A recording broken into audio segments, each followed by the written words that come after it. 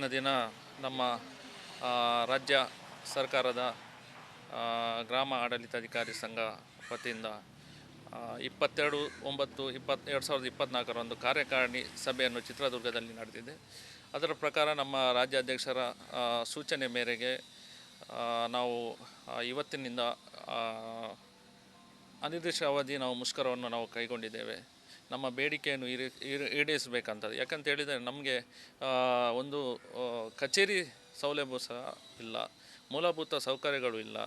ಆದ್ದರಿಂದ ಮತ್ತು ಎಲ್ಲ ಒಂದು 17 ಆ್ಯಪ್ಗಳು ಬಂದಿದೆ. ಆ ಆ್ಯಪಿನಲ್ಲಿ ನಮಗೆ ತ್ವರಿತಗತಿಯಲ್ಲಿ ಮಾಡಬೇಕಂತ ಒತ್ತಡವು ಬರ್ತಾಯಿದೆ. ಆದ್ದರಿಂದ 17 ಆ್ಯಪ್ ಅಂದರೆ ಒಬ್ಬರಿಗೆ 5-6 ವಿಲೇಜ್ಗಳಿದ್ದ ಕಾರಣ ನಮಗೆ ಅದು ಕೆಲಸ ಮಾಡಲಿಕ್ಕೆ ಸಾಧ್ಯತೆ ಇಲ್ಲ. ಅಷ್ಟು ಒತ್ತಡದಿಂದ ನಮಗೆ ಕೆಲಸ ಕಾರ್ಯಗಳನ್ನು ಮಾಡಿಸಲಿಕ್ಕೆ ಅಧಿಕಾರಿಗಳಿಂದ ಒತ್ತಡವೂ ಬರ್ತಾಯಿದೆ. ಅದರಿಂದ ನಮಗೆ ಸಾಧ್ಯವೇ ಇಲ್ಲ. ಯಾಕಂತ ಹೇಳಿದರೆ 17 ಆ್ಯಪ್ ಅಂತ ಹೇಳಿದರೆ ಒಂದು 5 ಗ್ರಾಮಕ್ಕೆ ನೀವೇ ಅರ್ಥ ಮಾಡ್ಕೊಳ್ಳಿ ಎಷ್ಟು ಅಂದರೆ ಒಂದೊಂದು ಗ್ರಾಮಕ್ಕೆ ಡೌನ್ಲೋಡ್ ಮಾಡಬೇಕಂತ ಪರಿಸ್ಥಿತಿ ಬರ್ತಾಯಿದೆ. ಅದರಿಂದ ನಮಗೆ ಕಷ್ಟ ಸಾಧ್ಯ. ಮತ್ತು ಕಚೇರಿ ಸೌಲಭ್ಯವೂ ಇಲ್ಲ, ಅಲ್ಲಿ ಟೇಬಲ್ ವ್ಯವಸ್ಥೆಯೂ ಇಲ್ಲ. ನಮಗೆ ಆದಂಥ ಒಂದು ಕಚೇರಿ ಅಂತ ಇಲ್ಲ. ನಾವು ಈಗ ಪ್ರಸ್ತುತ ಪಂಚಾಯತಿನ ಯಾವುದೋ ಒಂದು ಅಂದರೆ ಒಂದು ಮೂಲೆ ಥರಲ್ಲಿ ನಾವು ಇದ್ದೇವೆ.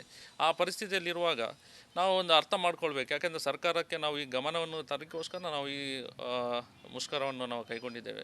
ಎಲ್ಲ ನಮ್ಮ ಸಹಪಾಠಿಗಳು ಅವರಿಗೂ ಸಮಸ್ಯೆ ಅಂದರೆ ಎಲ್ಲ ಸಮಸ್ಯೆ, ಮಹಿಳೆಯರು ಇದ್ದಾರೆ, ಅವರಿಗೂ ಸಮಸ್ಯೆ, ಮೂಲಭೂತ ಸೌಕರ್ಯಗಳು ಇಲ್ಲ. ಆ ರೀತಿ ಇರುವಾಗ ನಮ್ಮ ಒಟ್ಟು ಬೇಡಿಕೆಗಳನ್ನು ನಾವು ನಿಮ್ಮ ಮಾಧ್ಯಮಕ್ಕಾಗಿ ನಾವು ಕೊಡ್ತೇವೆ.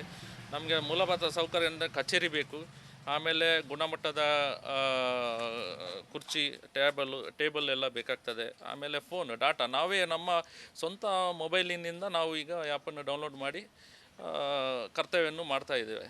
ಅದಕ್ಕೆ ಡಾಟಾವೂ ಇಲ್ಲ. ಆಮೇಲೆ ಯಾವುದೇ ಒಂದು CUG ಸಿಮ್ಮು ನಮಗೆ ಕೊಡ್ತಾ ಇಲ್ಲ.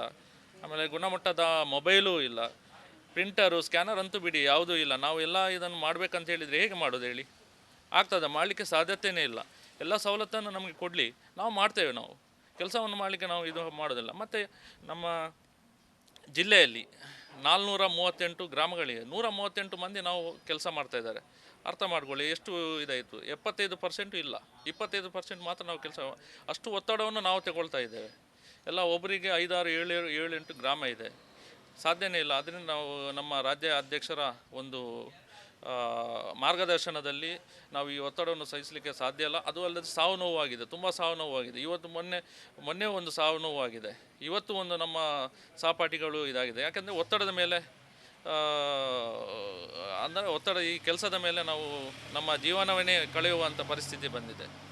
ಹಾಗೆ ಎಲ್ಲ ಬೇಡಿಕೆಯನ್ನು ನಾವು ಕೊಟ್ಟಿದ್ದೇವೆ. ಸರ್ಕಾರದ ವತಿಯಿಂದ ನಮ್ಮ ಮಾನ್ಯ ಕಂದಾಯ ಸಚಿವರಿಗೆ, ಮಾನ್ಯ ತಹಶೀಲ್ದಾರ್ ಮುಖಾಂತರ ನಾವು ಮನವಿಯೂ ಕೊಟ್ಟಿದ್ದೇವೆ.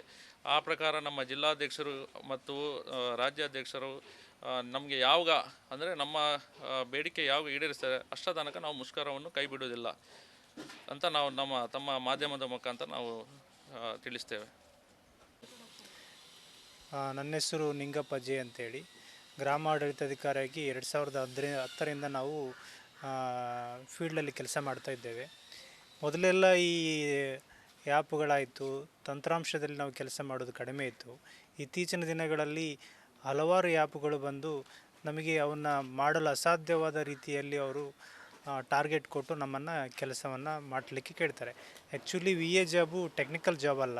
ಆದರೆ ಇತ್ತೀಚಿನ ಈ 17 ಆ್ಯಪ್ಗಳು ಬಂದ ನಂತರ ಇದು ಟೆಕ್ನಿಕಲ್ ಆಗಿ ಮಾರ್ಪಟ್ಟಿದೆ. ಆದರೆ ನಮಗೆ ನಿರ್ದಿಷ್ಟವಾದ ಒಂದು ಸಮಯವನ್ನು ಕೊಡೋದಿಲ್ಲ, ಯಾವುದೇ ಫೆಸಿಲಿಟಿ ಕೊಡಲ್ಲ. ನಮಗೆ ಒಂದು ಗ್ರಾಮದಲ್ಲಿ ಕೂತ್ಕೊಳ್ಳಿಕ್ಕೆ ಒಂದು ಆಫೀಸ್ ಇಲ್ಲ. ನಾವು ಪಂಚಾಯಿತಿಯಲ್ಲಿ ಅವರ ಒಂದು ಬೇರೆ ಎಲ್ಲೋ ಅವರು ತೋರಿಸಿದ ಒಂದು ಕೊಠಡಿಯಲ್ಲಿ ನಾವು ಕೆಲಸ ನಿರ್ವಹಿಸ್ತಾ ಇದ್ದೇವೆ. ಈಗ ಬೆಳೆ ಸಮೀಕ್ಷೆ ಕೊಟ್ಟಿದ್ದಾರೆ, ಅದನ್ನು ನಾವು 2015ರಲ್ಲಿ ಅದನ್ನು ನಾವು ಮಾಡೋದಿಲ್ಲ ಅಂತೇಳಿ ಅದ್ರ ಬಗ್ಗೆ ಪ್ರತಿಭಟನೆ ಮಾಡಿ ಅದನ್ನು ನಾವು ಸರ್ಕಾರಕ್ಕೆ ಮನವಿ ಮಾಡಿದಾಗ ನಾವು ಕೆಲಸ ಮಾಡೋಂಥದ್ದನ್ನು PR ಆಗಿ ಒಬ್ಬರು ಪ್ರೈವೇಟ್ ಸೋರ್ಸಿಗೆ ನಮಗೆ ಕೆಲಸ ಮಾಡಲಿಕ್ಕೆ ಕೊಟ್ಟರು. ಅದನ್ನು ಮೇಲ್ವಿಚಾರಣೆ ಮಾಡಿ ನಮಗೆ ಕೊಟ್ಟಿದ್ದಾರೆ. ಆದರೆ ಈಗ ಅದನ್ನು ನಮಗೆ ಮೇಲ್ವಿಚಾರಣೆ ಮಾಡಲಿ, ಈ ಕೆಲಸ ಕಾರ್ಯಗಳ ಒತ್ತಡದಲ್ಲಿ ಅದನ್ನು ಮೇಲ್ವಿಚಾರಣೆ ಮಾಡಲಿಕ್ಕೂ ಸಹ ಆಗ್ತಾಯಿಲ್ಲ. ಹಕ್ಕುಪತ್ರ ಆ್ಯಪ್ ಇದೆ, ಮತ್ತು 1 to 5 ಆ್ಯಪ್ ಇದೆ, ಮತ್ತು ರ್ಯಾಂಕಿಂಗ್ ಕೇಳ್ತಾ ಇದ್ದಾರೆ. ಆ್ಯಕ್ಚುಲಿ ಈ ರ್ಯಾಂಕಿಂಗ್ ಸಿಸ್ಟಮು ನಾವು ಚಿಕ್ಕವರು ಶಾಲೆಯಲ್ಲಿ ಕಲಿಯುವಾಗ ಮಕ್ಕಳಿಗೆ ranking first rank, second rank ಅಂತ ಇತ್ತು.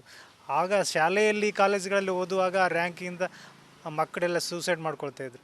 ಆದರೆ ಈಗ ನಮಗೆ ನಾವೊಂದು ಜಾಬಲ್ಲಿ ಉದ್ಯೋಗದಲ್ಲಿ ಬಂದಾಗ ರ್ಯಾಂಕಿಂಗ್ ಬಂದು ಅಲ್ಲಿ ಕಡಿಮೆ ಆಗಿ ಅಲ್ಲಿ ಹೆಚ್ಚು ರ್ಯಾಂಕ್ ಆಗಿದೆ, ಇಲ್ಲಿ ಕಡಿಮೆ ಆಗಿದೆ ಅಂತೇಳಿ ಆ ರ್ಯಾಂಕಿಂಗಿಂದ ತುಂಬ ಒತ್ತಡ, ನಮ್ಮ ಒತ್ತಡ ನಮಗೆ ತಡ್ಕೊಳ್ಲಿಕ್ಕೆ ಆಗ್ತಾ ಇಲ್ಲ.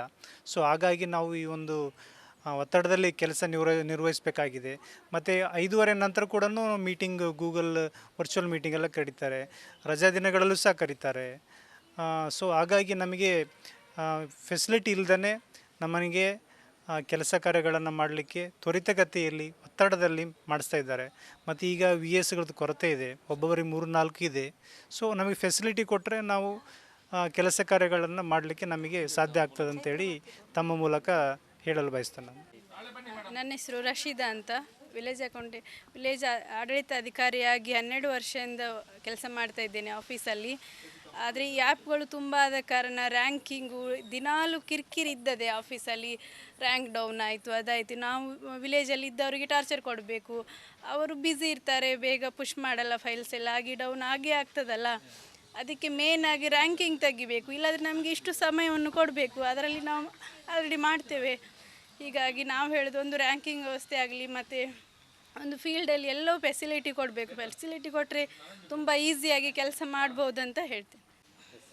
ಇನ್ನೊಂದು ವಿಷಯ ಅಂದರೆ ಅಂತರ್ಜಿಲ್ಲಾ ವರ್ಗಾವಣೆ ಕೂಡ ಕೊಡಬೇಕು. ನಮಗೆ ಚಿಕ್ಕ ಚಿಕ್ಕ ಮಗು ಇರುವಾಗ ಕಷ್ಟ ಆಗ್ತದಲ್ಲ, ಇಲ್ಲಿಂದ 12 ವರ್ಷದಿಂದ ನಾವು ಇಲ್ಲಿದ್ದೇವೆ, ರೂಲ್ಸ್ ಸಹ ತೆಗೆದಿದ್ದಾರೆ, ಅದೊಂದು ಕೊಟ್ಟರೆ ತುಂಬ ಅನುಕೂಲ ಆಗ್ತದೆ. ನಮಗೆ ಫೀಲ್ಡಲ್ಲಿ ಅಂದರೆ ನಮಗೆ ಅಂದ ಸ್ವಂತ ಕಟ್ಟಡ ಯಾವುದು ಇರುವುದಿಲ್ಲ. ಪಂಚಾಯತ್ನಲ್ಲಿರುವ ಹಳೆ ಕಟ್ಟಡದಲ್ಲಿ ಇಷ್ಟು ವರ್ಷ ತನಕ ನಮಗೆ ಗ್ರಾಮ ಆಡಳಿತಾಧಿಕಾರಿ ಕಚೇರಿ ಇರುವುದು. ಹಾಗೆ ಇನ್ನಿತರ ಇಲಾಖೆಯ ಕೆಲಸಗಳನ್ನೆಲ್ಲ ನಮಗೆ ಒತ್ತಡ ಮಾಡಿ ನಮಗೆ ಮಾಡಲಿಕ್ಕೆ ಹೇಳ್ತಾರೆ. ಕೃಷಿ ಇಲಾಖೆಯ ಕೆಲಸ ಆಗಲಿ, ಬೆಳೆ ಸಮೀಕ್ಷೆ ಆಗಿರ್ಬೋದು, ಅಥವಾ ಫ್ರೂಟ್ಸ್, ಇದೆಲ್ಲ ಬೇರೆ ಇಲಾಖೆಯ ಕೆಲಸವನ್ನು ನಮಗೆ ಒತ್ತಡ ಹಾಕಿ ನಮಗೆ ಮಾಡಲಿಕ್ಕೆ ಹೇಳ್ತಾರೆ. ಅದೇ ರೀತಿ ಸರ್ಕಾರಿ ದಿನಗಳ ರಜೆ ಇರಲಿ ಅಥವಾ 5:30 ನಂತರ ಇರಲಿ, ನಮಗೆ ಯಾವುದೇ ಮೀಟಿಂಗ್ ಆಗಲಿ ಅಥವಾ ಇನ್ನಿತರ ಎಲ್ಲ ಕೆಲಸಗಳನ್ನು ರಜೆ ದಿವಸಗಳಲ್ಲೂ ನಮ್ಮನ್ನು ಕರೆದು ಕೆಲಸ ಮಾಡಿಸ್ತಾರೆ. ಯಾವುದೇ ಮೂಲಭೂತ ಸೌಕರ್ಯ ಇರುವುದಿಲ್ಲ.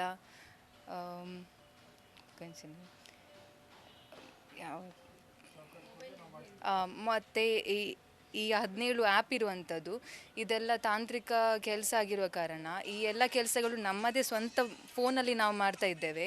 ನಮಗೆ ಯಾವುದೇ ಸರ್ಕಾರದಿಂದ ವತಿಯಿಂದ ಯಾವುದೇ ಫೋನ್ ಅಥವಾ ಇನ್ನಿತರ ಟ್ಯಾಬ್, ಲ್ಯಾಪ್ಟಾಪ್ ಯಾವುದೇ ಇಲ್ಲ, ನಮಗೆ ವ್ಯವಸ್ಥೆ ಇರುವುದಿಲ್ಲ. ಹಾಗಾಗಿ ಈ ಎಲ್ಲ ಬೇಡಿಕೆಗಳು ಈಡೇರೋ ತನಕ ನಮ್ಮ ಈ ಅನಿರ್ದಿಷ್ಟಾವಧಿ ಪ್ರತಿಭಟನೆ ಇರುತ್ತದೆ.